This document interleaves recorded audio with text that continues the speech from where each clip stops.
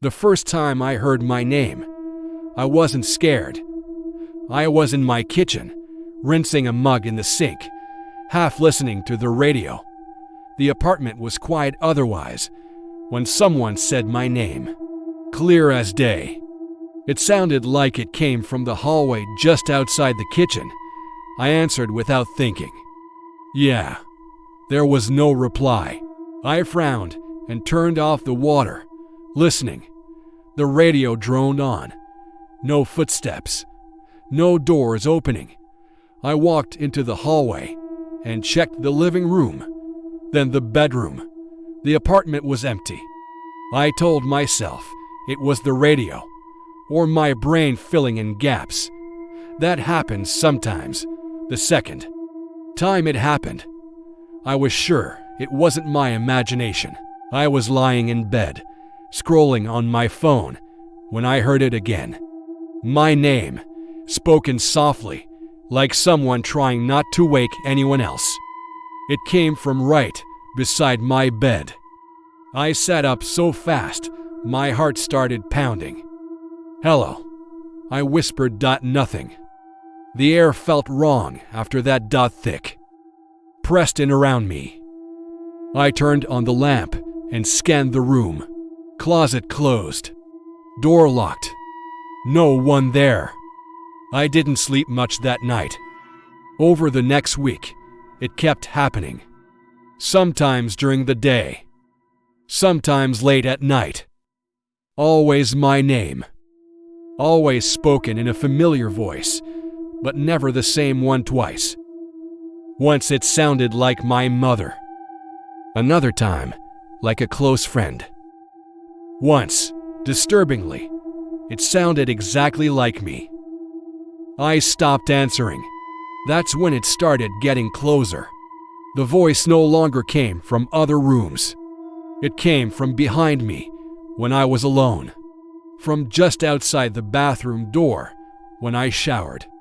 From the other side of my bedroom wall. Each time, my name was said only once. Always calm. Never urgent. Like it was checking if I was listening. I told myself I was stressed, overtired. I booked a doctor's appointment and tried to ignore it. I didn't want to hear the word hallucination spoken out loud. The doctor found nothing wrong. That night, I heard my name again. This time, it came from inside my head. Not like a thought. Like a voice placed there deliberately. I dropped the glass I was holding.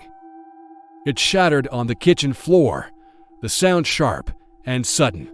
My heart raced as I backed against the counter, shaking. Stop, I said out loud, my voice breaking. There was a pause. Then the voice spoke again, closer than ever. We just want you to answer once. I didn't sleep at home that night. I stayed at a friend's place. Sleeping on their couch, I didn't hear anything there. The silence felt like relief. The next morning, I returned to my apartment to grab clothes. The place felt untouched. Quiet. Safe. I started to believe leaving had broken whatever pattern had started. Then I noticed the note. It was taped to my refrigerator, written in careful handwriting I didn't recognize. You didn't answer yesterday. My stomach dropped. I ripped the note down and crumpled it in my fist. I left immediately. I stayed with friends for days, then weeks. Every time I started to relax, I'd hear my name faintly in a crowd or over background noise, and my heart would leap before my brain caught up. Eventually, I moved. New city. New apartment. New routines. I didn't tell anyone my address. I changed my number. I convinced myself I'd escaped whatever had been following me. For a while, it worked. Then one night, as I was drifting off to sleep, I heard my name again. It came from the corner of the room. I lay perfectly still, staring into the darkness. I didn't answer. I didn't move. I barely breathed. The voice sighed softly. "You're good at this now," it said. I squeezed my eyes shut, tears leaking out, despite my effort to stay calm. "What do you want?" I whispered. There was a long pause. "To make sure you're still there." The next morning, I found footprints in my apartment. Bare feet, leading from the front door to my bedroom, stopping right beside my bed. They were gone by the time I came back with someone else. I live very carefully now. I don't answer when someone calls my name unless I can see them. I don't respond to voices from other rooms. I don't talk to myself out loud anymore because I learned something important. There are things that learn you by sound, by recognition, by response.